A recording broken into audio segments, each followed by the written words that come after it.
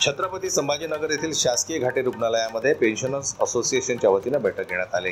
त्यामध्ये पेन्शनर्स असोसिएशनच्या वतीनं ज्या निवडणुका झाल्या त्या निवडणुकांमध्ये पेन्शनर्स असोसिएशनचे अध्यक्ष म्हणून वसंत सबनीस यांची सर्वानुमते सर्व सदस्यांच्या मर्जीने बिनविरोध निवड करण्यात आली। गेल्या 4 वेळा वसंत सबनीस हे आपल्या कार्यामुळे पेन्शनर्सच्या समस्या शासन दरबारी मांडण्यात नेहमीच अग्रेसर राहिलेले आहेत। त्यामुळे त्यांच्या कार्याची दखल घेत असोसिएशनच्या निवडणुकीमध्ये कोणताही त्यांच्या विरुद्ध न जाता सर्वानुमते ठराव पास करून वसंत यांना पेन्शनधारकांच्या सर्व समस्यांसोबतच त्यांच्या इतरही शासन दरबारी असणाऱ्या समस्या सोडवण्यासाठी त्यांची बिनविरोध अशी निवड करण्यात आली।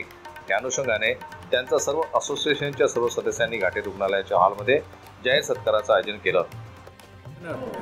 कार्यकारिणीतले सर्व सहकार्य करतात, लोकांचे प्रश्न सोडवतात। महाराष्ट्रात नंबर 1 संघटना आपली आहे आणि यामुळे आम्ही आता चौथ्यांदा परत आम्ही निवडून आलेलो आहे। लोकांना आमच्यावर विश्वास टाकलेला आहे। आता त्यांचे प्रश्न आहेत ते लवकरच आम्ही सोडवणार आहोत। 19 तारखेला दिल्लीला अर्थमंत्रीबरोबर आमची मीटिंग आहे।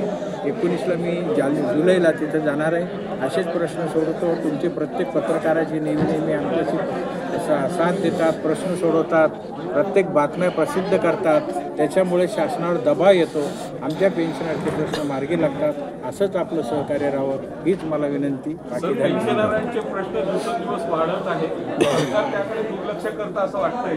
पेन्शनरचे प्रश्न जे नवे पेन्शनर आहेत 2012 त्यांचा अजून मंजूर झाला नाही 5 नंतर त्याचा प्रश्न आहे। बाकी जे पेन्शनरचे पेन्शन आहे ते 30च्या 1ला सुट्टी आली तर 31लाच जमा व्हायला लागले। ट्रेझरीत 40,000 पेन्शनर आहे, जिल्हा परिषदला 30,000 पेन्शनर आहे, पण सगळ्याची 1 ते 5 मध्ये पेन्शन व्हायला लागली।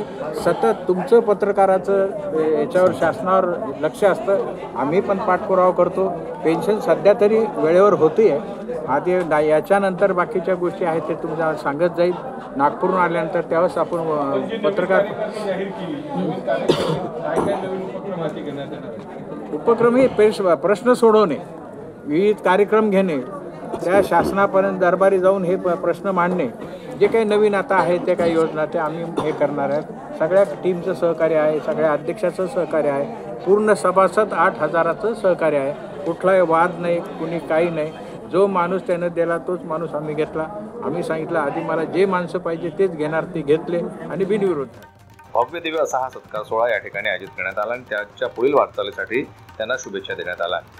पेन्शनधारकांच्या कुठल्याही प्रलंबित मागण्या असो किंवा अन्य कुठल्या समस्या असो त्या शासन दरबारी मांडून सोबतच बेरोजगारीच्या पत्रकारांच्या समस्या सोडवणे यावर सुद्धा भर दिला जाईल, असं प्रतिपादन पेन्शनर्स असोसिएशनचे नवीन नवनिर्वाचित अध्यक्ष वसंत सबनीस यांनी केलं आहे। जनता न्यूज करता छत्रपती संभाजीनगरहून दिलीप वरगट यांची रिपोर्ट।